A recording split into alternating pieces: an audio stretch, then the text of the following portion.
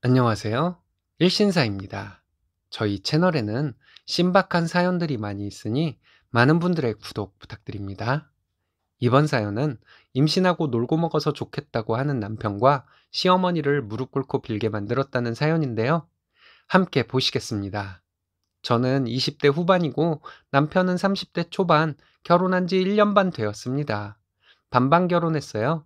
양가에 손 벌리지 않고 결혼했고요. 맞벌이 했고 월급에서 200씩 각출했었습니다. 그 돈으로 저축과 생활비 했고요. 나머지 돈은 각자 개인적으로 사용했습니다. 용돈과 경조사비 등에 썼죠.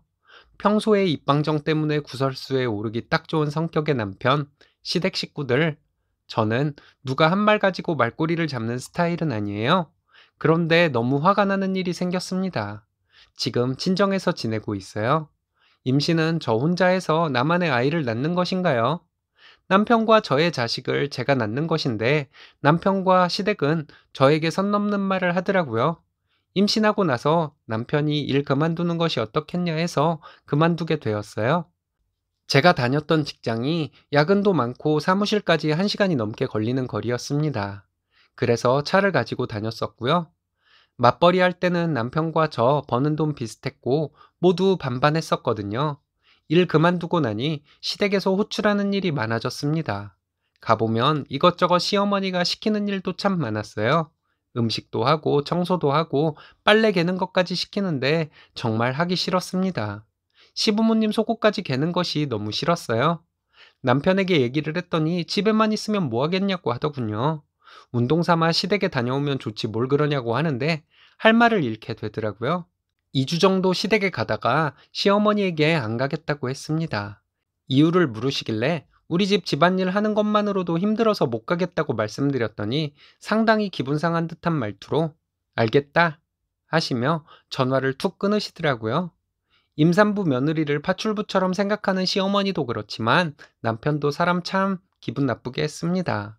제가 일을 그만두고 외벌이로 생활하게 되면서 뭐 하나 사는 것도 남편 눈치가 보였어요. 남편은 저에게 자기 월급을 다 주는 것이 못마땅했는지 몇 번 다툼이 있었습니다. 생활비 200 주겠다고 하면서 그 안에서 해결하라고 해서 그렇게 했습니다. 나머지 돈을 남편이 쓸데없는 곳에 쓰거나 하는 것은 아니었어요. 남은 돈은 저축을 하고 이것저것 50 정도 쓰는 것 같았습니다. 저녁에 남편과 저녁을 먹고 앉아서 얘기하는데 다음날 출근하기 싫다고 하더군요. 직장인들이 늘 가지고 있는 생각이니 그냥 그런가 보다 했죠. 그런데 그 뒤에 이어지는 남편의 말에 화가 났습니다. 우리나라 여자들은 임신만 하면 그때부터 일 안 하고 집에서 노는 것이 부럽다는 말이었어요. 머리를 뭔가로 맞은 것처럼 띵 하더군요. 그때부터 정말 정신줄 놓고 남편에게 화를 냈습니다.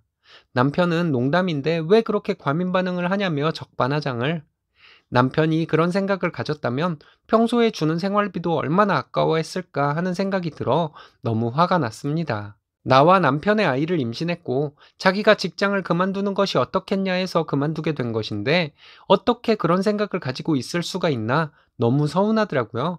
그날 미친 듯이 싸우고 다음날 친정으로 갔습니다. 친정엄마는 남자들이 다 그렇지 뭐 그냥 네가 이해해라 하시는데 내가 과민 반응을 보이는 걸까 하는 생각도 하게 되더라고요. 그래도 이건 아니다 하는 생각도 들고 친정에서 하루 자고 다음날 아침에 남편이 톡을 보냈습니다.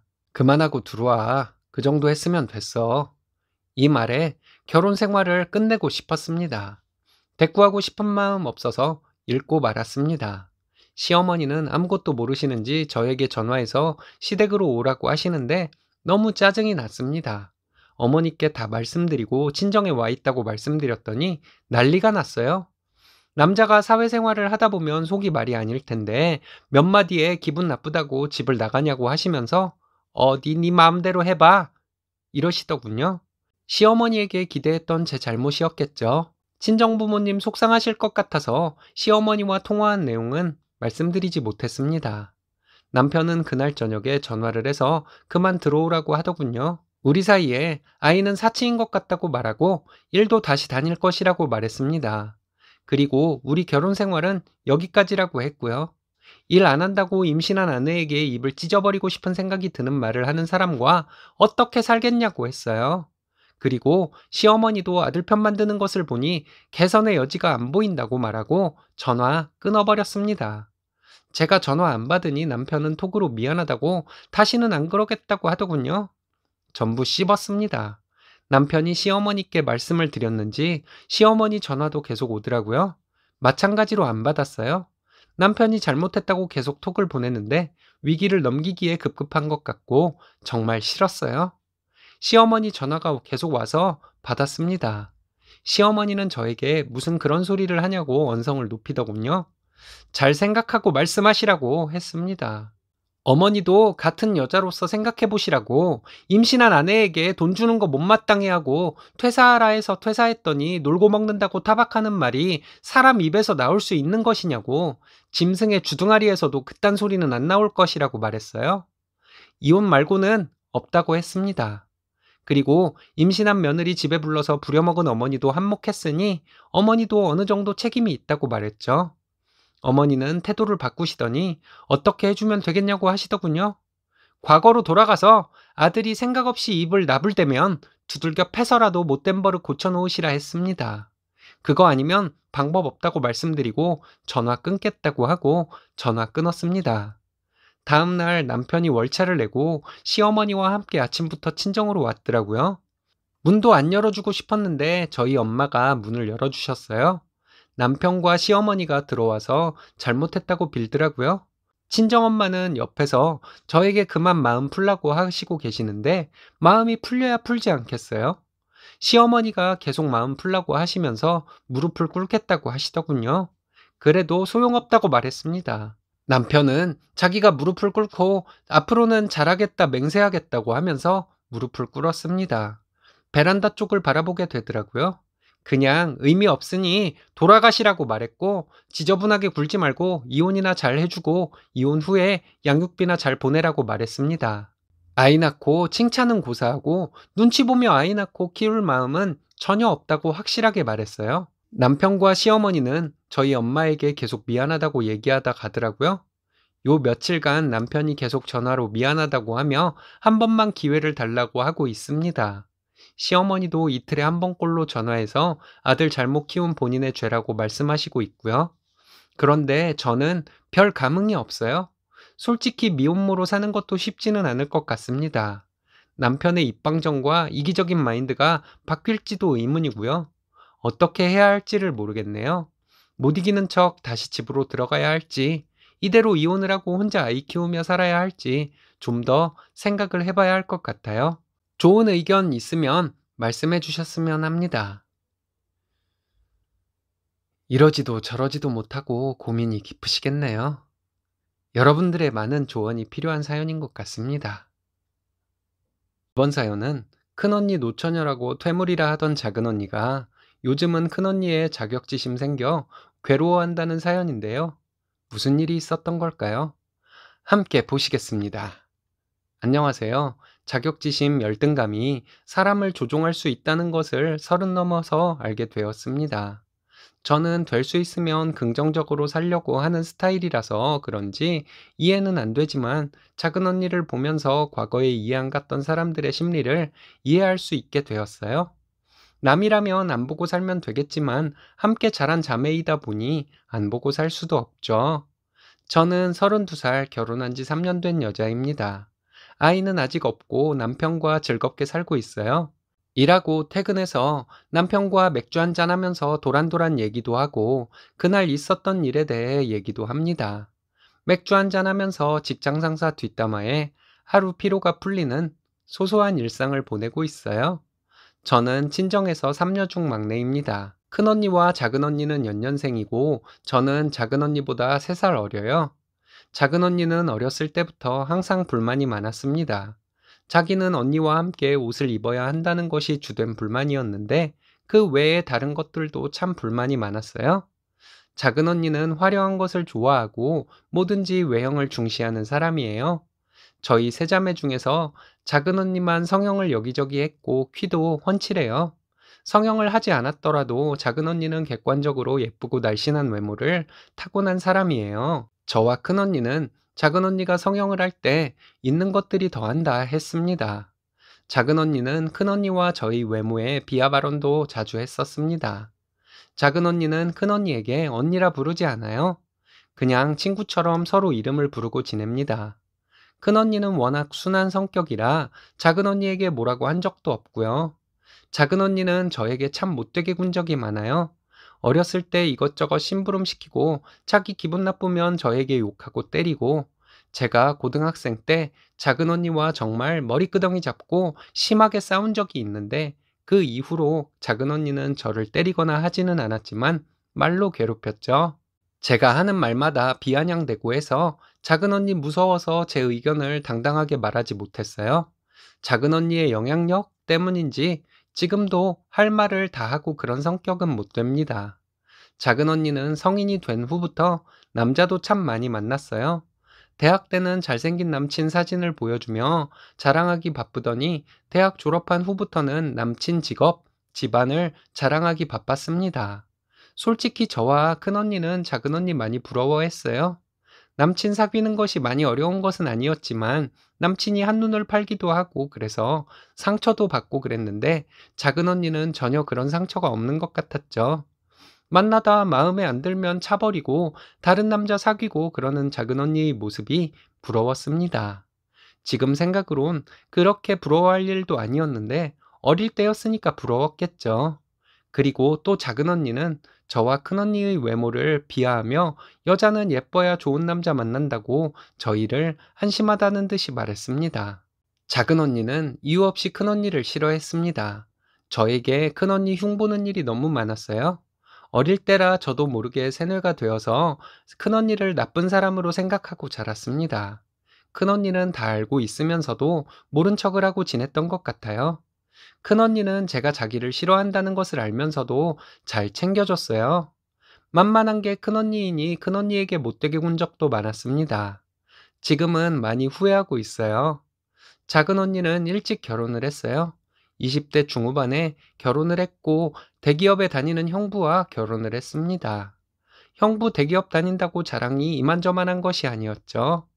외모도 훈남에 대기업 다니는 신랑이니 자랑할 만했죠. 작은 언니 결혼할 때 시댁에서 예물을 어떤 걸 받았다 하며 저와 큰언니에게 자랑했고, 큰언니는 같이 기뻐해 주었습니다. 저는 좀 질투도 나고 그래서 함께 기뻐해 주지도 못했는데 말이에요. 그 뒤에 평범한 신랑을 만나 제가 결혼을 하고 저희 집에서는 큰언니만 남게 되었죠. 큰언니는 결혼을 해도 되고 안 해도 된다는 식으로 말하곤 했어요. 만약 결혼을 안 하면 자기가 부모님 모시고 살면 된다고 생각하는 사람이었습니다. 저희 부모님은 큰언니가 더 나이 들기 전에 좋은 남자 만났으면 하는 바람으로 큰언니를 닥달하기도 했지만 큰언니는 그냥 웃고 넘기기만 했어요. 근데 대반전이 일어났어요. 작년 초에 큰언니가 남친이라고 집에 인사를 시키더니 작년 말에 결혼을 했습니다. 그냥 촌발 날리는 얼굴에 중년 남자처럼 허허거리는 큰형부를 처음 만났을 때 언니가 좀 아깝다는 생각도 했어요. 작은 언니는 큰 언니에게 대놓고 말했어요. 나이 먹고 결혼한다고 너무 안 가리고 결혼하는 거 아니야? 이러면서 비꼬는 듯한 작은 언니 말 속에는 은근히 큰형부를 무시하는 마음이 담겨 있었습니다. 나는 훈남 외모에 대기업 다니는 남자와 결혼해서 남부럽지 않게 살고 있는데 너는 그게 뭐니? 이런 말인 것 같았습니다. 그런데 대반전이 시작됐죠. 큰형부는 제법 큰 사업을 하는 집안의 아들이었습니다. 본인 부모님의 사업체에서 독립된 사업체를 운영하고 있는 사람인데, 형부가 운영하는 업체도 무시 못할 정도로 큰 회사예요. 함께 밥을 먹어도 비싼 것에 대한 기준이 달라서 제가 받았던 문화 충격이 아직도 머릿속에 강하게 남아있을 정도예요. 큰언니 결혼하고 우리 가족 모두 일식집에 가서 밥을 먹었는데 형부가 단골인 일식집이라고 듣고 갔습니다. 메뉴판을 보고 가격에 놀랐고 형부의 행동에 또 한 번 놀랐어요. 이것저것 여러 가지를 시키더라고요. 다 먹지도 못할 양인데 다 못 먹으면 아깝겠다는 생각도 들고 맛도 있어서 저는 열심히 먹고 있었죠. 형부는 제가 잘 먹는 음식을 유심히 보고 있다가 그 음식을 또 시키고 다른 음식도 많이 남았는데 제가 잘 먹는다고 한 접시에 10만 원 돈 하는 음식을 또 시키고 저는 속으로 다 못 먹는데 하며 걱정을 했어요. 결국 음식 많이 남고 며칠 동안 남은 음식 생각나서 혼났네요. 엄마가 나중에 큰언니에게 음식 너무 많이 남기고 돈은 많이 나오고 땡서방에게 미안해서 어쩌냐고 했는데 언니는 시댁이 원래 그런 식으로 외식을 한다고 말해주더라고요. 엄마와 저는 문화 충격을 받았죠. 큰언니는 결혼 전에도 비싼 화장품이나 비싼 가방이 점점 늘어갔습니다. 물어보면 예비 시어머니가 나오라고 해서 사주신 것들도 있고 안 쓴다고 주신 것들도 있었어요. 큰언니도 다 못 쓰고 남게 되니 저와 작은언니에게도 챙겨주었죠. 작은언니는 기분이 나쁘다는 듯이 자기도 이런 것들 많으니까 됐다고 좀 짜증을 내더라고요. 그래서 제가 많이 받았어요. 제가 워낙 명품 같은 것을 잘 모르긴 하지만 처음 듣는 브랜드도 많았네요. 큰형부가 한 번은 저에게 언니한테 받은 옷이나 화장품 다 못 쓰면 주변 사람들에게 팔거나 인터넷 직거래로 판매해서 용돈으로 쓰라고 하더라고요. 그래도 사돈어른이 주신 것을 어떻게 그렇게 하냐고 했더니 이런 거 선물로 많이 들어와서 감당 안 되는 거니까 그렇게 해도 된다는 말에 또 한 번 문화 충격을 받았네요. 큰언니는 정말 무슨 복인지 시부모님 예쁨도 많이 받고 명절 스트레스도 없고 정말 부러웠습니다. 저는 그냥 소소한 시댁이거든요. 명절에 약간 스트레스 받는 정도? 이 정도 시댁 만난 것도 복인 줄 알라고 주변에서 말하던데 장녀라서 부모님 안 계실 때는 집안일 다 하고 철없는 작은언니 때문에 불합리한 대우도 많이 받았던 큰언니가 이런 집에 시집을 간 것이 저는 너무 좋았습니다. 무엇보다 큰형부가 언니를 꿀 떨어지는 눈빛으로 바라보는 것이 가장 부럽고 착한 언니가 잘 된 것 같아서 너무 기뻤죠. 작은 언니는 큰형부의 집안을 알게 된 이후에 큰언니를 뒤에서 흉보는 것이 점점 심해졌습니다. 틈만 나면 저에게 전화해서 큰언니 뒷담화를 한참 하다가 전화를 끊었어요. 집안, 재력, 성격 모두 흠잡을 것이 없는 형부였기 때문에 작은 언니는 큰 형부의 외모 하나 가지고 정말 말이 많았습니다. 큰 언니 결혼하기 전에 작은 언니는 질투가 나서인지 큰 언니에게 아무리 집안이 좋아도 그렇지 그런 외모를 가진 사람과 결혼을 하고 싶냐고 지랄을 작은 언니에게 큰 언니가 좋은 사람 만나서 시부모님 사랑받으며 사는 것이 부럽다고 말하기라도 하면 작은 언니는 그렇게 잘 사는 사람 만나서 우리가 덕을 본 게 뭐가 있냐 이런 식이었죠. 사실 덕 본 거 많은데 말이에요. 주말에 큰 언니가 자주 불러서 함께 밥을 먹었어요. 들어서자마자 비싸겠다 싶은 생각이 확 드는 곳에 가서 맛있는 거 먹고 그러다가 한번 저와 신랑이 큰언니 불러서 밥이라도 사주면 큰형부는 자기 동생도 안 사주는데 우리 처제가 밥 사줬다고 좋아해 주었습니다. 형부의 이런 성격 때문에 저는 질투 같은 것은 하나도 못 느꼈거든요. 그냥 차이를 인정하게 되었죠. 그리고 가끔 언니네 집에 신랑이랑 같이 오라고 해서 형부가 한두 번 입은 정장이라고 신랑 입겠냐고 해서 비싼 정장 얻어오곤 했어요. 작은 형부는 키가 큰 편이라 사이즈가 다르고 큰 형부와 제 신랑은 체구가 비슷해서 참 좋았습니다. 신랑도 입이 귀에 걸렸죠. 작은 언니에게 자랑하면 남이 입던 옷을 왜 가져다 입냐고 짜증을 냈어요. 지난 추석에 시댁에서 차례 지내고 친정으로 갔더니 큰언니네가 이미 와 있더라고요. 사돈어른들께서 큰언니가 딸만 있는 집 장녀이니 친정 차례나 지내라고 보냈다고 하더군요. 술을 거의 못 드시는 아빠는 얼굴서부터 목까지 빨개져 있는데 양주병 하나를 끌어안고 계셨습니다. 큰언니 시댁에서 명절 선물로 보낸 것이라는데 나중에 들어보니 가격이 어마어마하다는 아빠는 저와 신랑에게 이거 자기 거라고 하면서 예쁜 짓 하면 한 잔 준다고 하시더라고요. 아빠 볼에 뽀뽀했더니 저에게 한 잔 주셔서 조금씩 마셨어요. 참고로 저 이제 비싼 술 아니면 못 먹는 고급진 여자 되었습니다.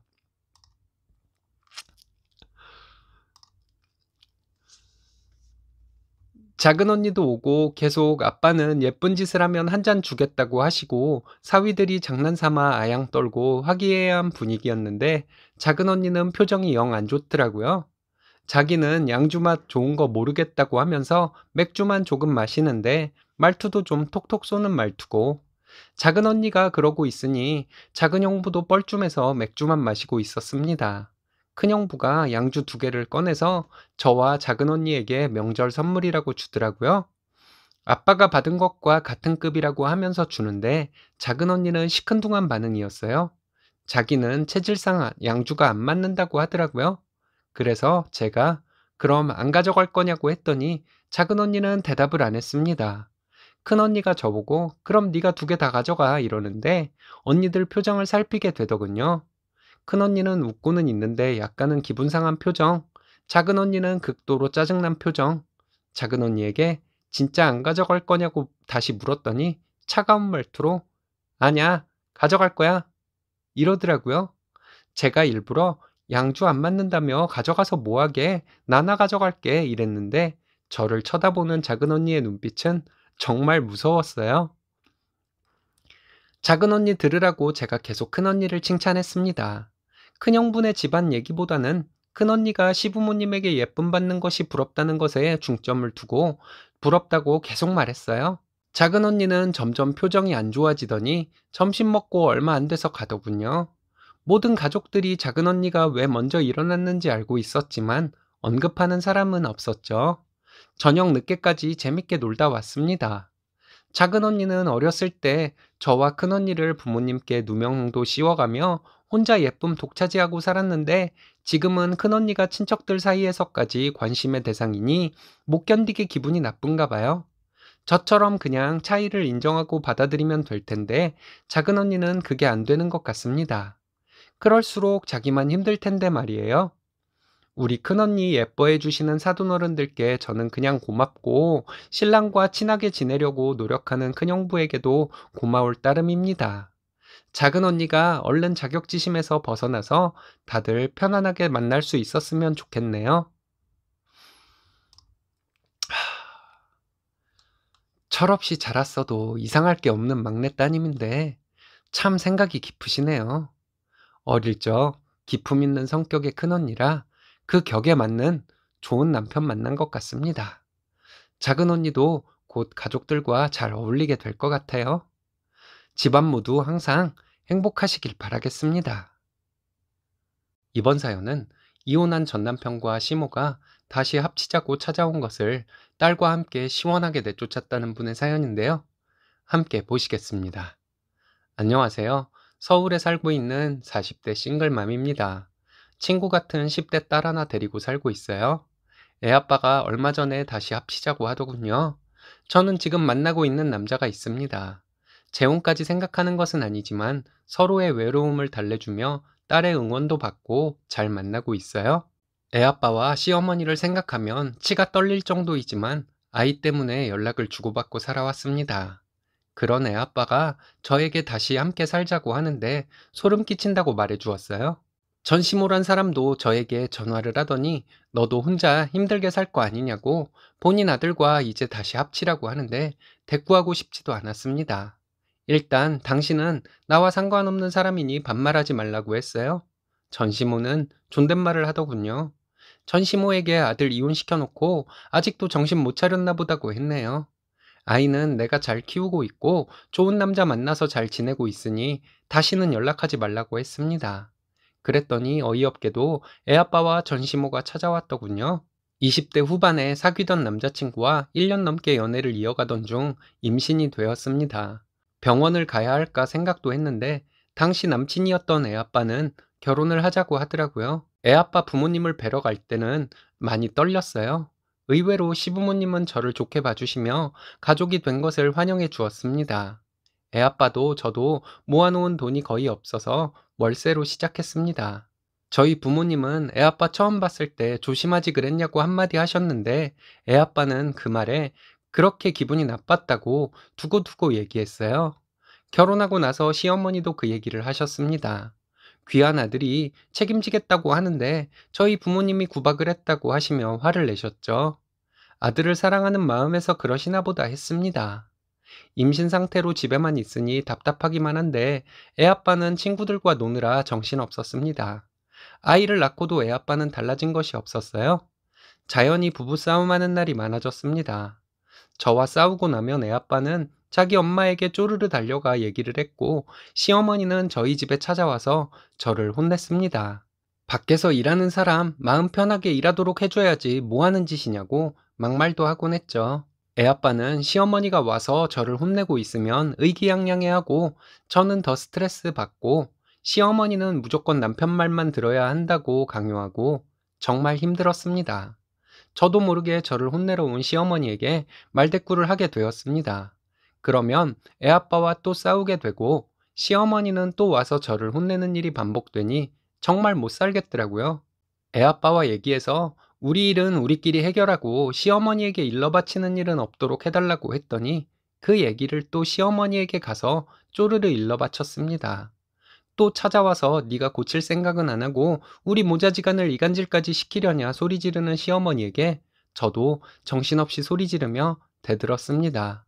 시어머니가 물건을 집어던져서 저도 똑같이 했어요.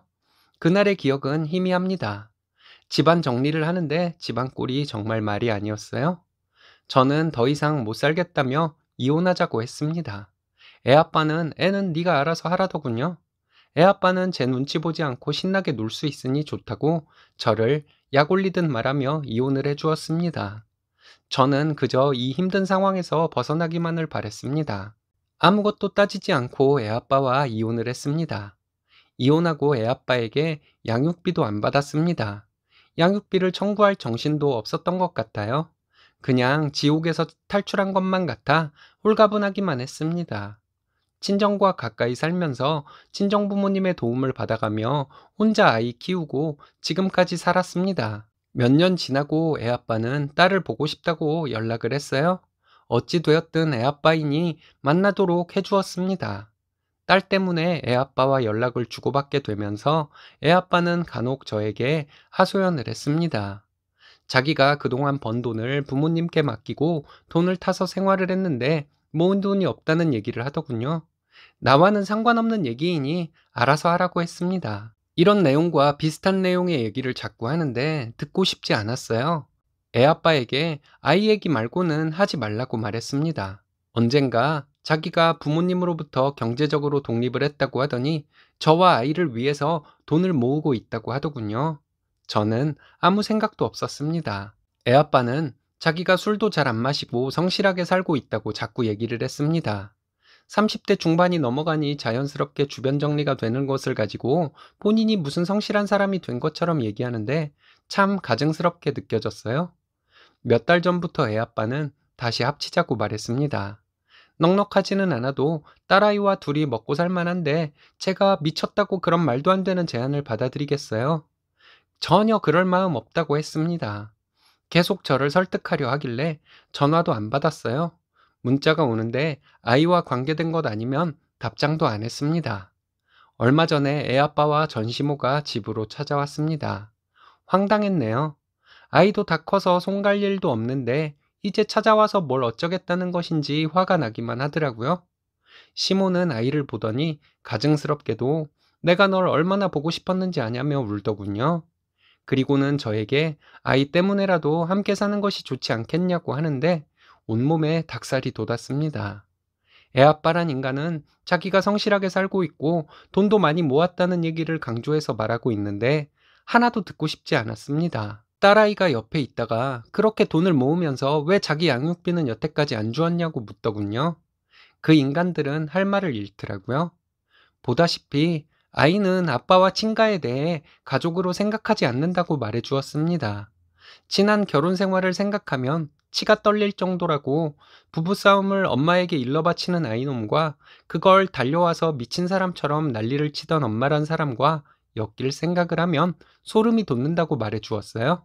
그리고 애아빠가 자기 돈 모은다고 자랑을 한 지도 얼마 안 되었는데 자식이 버는 돈이 탐나서 아들 부부를 이혼시킨 엄마 밑에서 자란 인간과 어떻게 살겠냐고 말했습니다. 딸이 옆에서 세상에 그런 엄마가 어디 있냐고 하더군요. 여기 있는 사람들이 그런 사람들이라고 했더니 딸아이가 둘 다 당장 나가라고 했습니다. 저도 더 이상 할 말도 들을 말도 없으니 당장 나가라고 하고 문 앞에 서 있었어요. 나가려고 신발 신고 있는 애아빠한테 괜히 여자 만나서 괴롭히지 말고 평생 부모나 잘 모시고 살라고 말해 주었습니다. 그 둘이 가고 나서 좀 시원한 마음이 들었습니다. 예전에는 어른에게 말대꾸라도 하면 큰일 나는 줄 알아서 시어머니란 사람에게 말 한마디 못하고 혼나기만 했는데 이런 일을 겪고 마음속에 있던 응어리가 좀 풀리는 것 같은 기분이었습니다. 딸아이는 화가 났는지 이제 앞으로는 아빠를 안 만날 것이라고 하더라고요. 저는 무시하고 지들만 잘난 줄 알던 그 사람들이 이렇게 저에게 숙이고 들어올 날이 올 줄은 몰랐겠죠. 자기들이 저에게 어떻게 했는데 다시 합치자는 말을 할 수 있는지 정신이 어떻게 된 사람들 같네요. 정말 염치라고는 1도 없는 인간들이네요. 따님에게까지 쫓겨났으니 다시는 질척거리지는 않겠어요? 시원하게 일처리 잘 하셨습니다. 따님과 행복하세요. 이번 사연은 맘충엄마 자녀인 학원생 잘랐더니 학원생이 늘었다는 또 다른 원장님의 사연인데요. 어떤 일이 있었던 걸까요? 함께 보시겠습니다. 안녕하세요. 얼마 전에 맘충엄마 쫓아낸 학원장님 글을 읽고 저도 비슷한 경험이 있어 글을 적어 볼게요. 저는 최근에 개발된 신도시에서 학원을 운영하고 있는 30대 남자입니다. 수도권이 아니라서 그런지 이곳의 아파트 시세는 그렇게 높지 않아요. 그런데 이 동네는 아이들이 말을 너무 심하게 합니다. 부모님들이 아이들 앞에서 할 말과 못할 말을 구분해서 하지 않는지 아이들이 엘사라고 하며 한 아이를 놀리더군요. 처음에 저는 겨울왕국에 나오는 엘사인 줄 알았어요. 알고 보니 LH 아파트 사는 사람이란 뜻이더군요. 놀림받은 친구는 성격이 좋아서 놀리는 친구들에게 욕을 하며 넘어갔습니다. 중학생만 되어도 이런 소리 둥글둥글하게 넘기는 학생들도 꽤 있습니다. 그렇지 못해서 침울해하는 학생도 있고요. 초등학생들은 이런 말에 대부분 민감하게 반응합니다. 이 동네에서 한 번은 브랜드 아파트와 주공 아파트의 학구를 분리해달라는 민원을 엄청 넣었다고 들었네요. 참 씁쓸했습니다. 그 부모들의 민원대로 한다면 주공 사는 아이들은 바로 옆에 있는 학교를 두고 걸어서 20분이 넘게 걸리는 학교를 다녀야 하는 것인데 말이 되나요? 이런 무개념 부모들이 아이들 앞에서 할 말 안 할 말 구별 못하고 나오는 대로 말해서 아이들도 이상한 소리를 하는 것이겠죠. 초등학생 아이 중 하나가 엘사라는 놀림을 받고 금방이라도 눈물을 흘릴 것 같은 표정이었습니다. 너무 화가 나서 학생들 전체에게 경고했습니다. 앞으로 그런 단어를 사용하면 학원에서 잘라버릴 것이라고요. 저의 경고에 아이들은 비웃는 듯한 표정이었습니다. 그리고 그 놀림받은 아이를 몰래 데려다가 위로를 해주는데 제 앞에서 엉엉 울더군요. 나중에 한 아이가 저에게 와서 얘기를 하는데 너무 충격적이었습니다. 엘사는 약한 것이라고 하더군요. 전거지 월거지라는 말로 아이들끼리 놀린다고 하는데 정말 귀를 의심했네요. 전세거지 월세거지란 뜻이라더군요. 도대체 초등학생 아이가 전세 월세의 개념을 어떻게 아는지 친구 부모의 월소득을 왜 아이들에게 알리는지 이해가 가지를 않았습니다. 이 동네 브랜드 아파트 가격이 도대체 얼마나 비싸길래 이러나 해서 알아보니 서울 빌라 전셋값밖에 안 되더라고요. 그런 아파트에 살면서 엘사, 정거지, 월거지라는 소리를 하도록 만든 부모들의 정신세계가 정말 궁금했습니다. 저는 어린 시절 좀 부유한 집에서 자랐습니다. 저희 어머니가 월세를 준 집이 몇 세대 있었는데 그곳에 사는 아주머니들에게 깍듯하게 인사를 하지 않거나 그곳에 사는 아이들을 무시하는 듯한 말을 했다가 정말 부모님께 호되게 혼이 났던 기억이 있어요. 그곳에 살던 분들 중에서 사업 실패로 잠시 월세를 살다가 재기에 성공해서 저희 집보다 훨씬 더 부자가 된 집도 몇 번 있었습니다. 좋은 집으로 이사를 간 후에도 한동안 저희 집에 명절 때마다 선물 사가지고 아줌마 아저씨가 찾아오셨죠. 부모님 덕분에 세입자로서 눈치 안 보고 편안하게 살 수 있어서 너무 감사했다고 하면서 인사를 왔던 것 같습니다. 저는 누가 어디 사는지 관심도 없었는데 이런 일들이 자꾸 생겨서 누가 어디 사는지 알아보게 되었습니다. 저희 학생들 중에서 주공 아파트에 사는 친구들은 다들 착하고 밝은 아이들인데 너무 마음이 아팠습니다. 친구가 사는 곳을 가지고 놀리는 상습범 패거리가 있는 것도 알게 되었습니다. 그 아이들을 불러서 친구에게 상처 주는 말은 하지 말라고 좋게 말했습니다. 그리고 학부모들에게 전체 문자로 이런 일이 있으니 아이들 조심시켜달라는 당부의 말씀을 드렸고요. 그런 일이 있었냐고 하시면서 조심시키겠다고 답장을 보낸 어머니는 딱 3분 있었습니다. 그리고 다음 날부터 항의 전화가 오기 시작하는데 정신없었네요.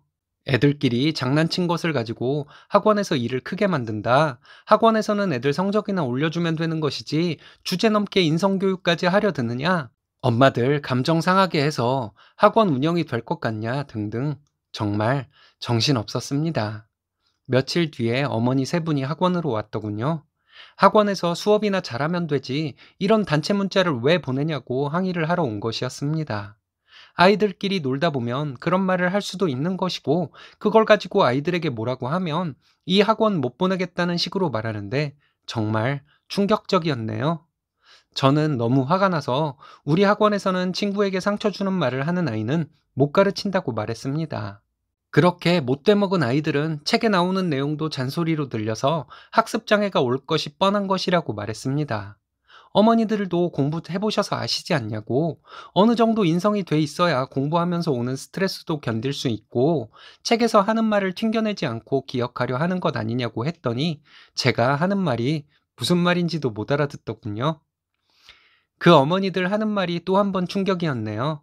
자기들 어렸을 때 보면 임대애들은 티가 났다고 하면서 지금도 그렇게 걔네들이 티를 내니 친구들이 놀리는 것이라고 하는데 정말 아찔하더군요.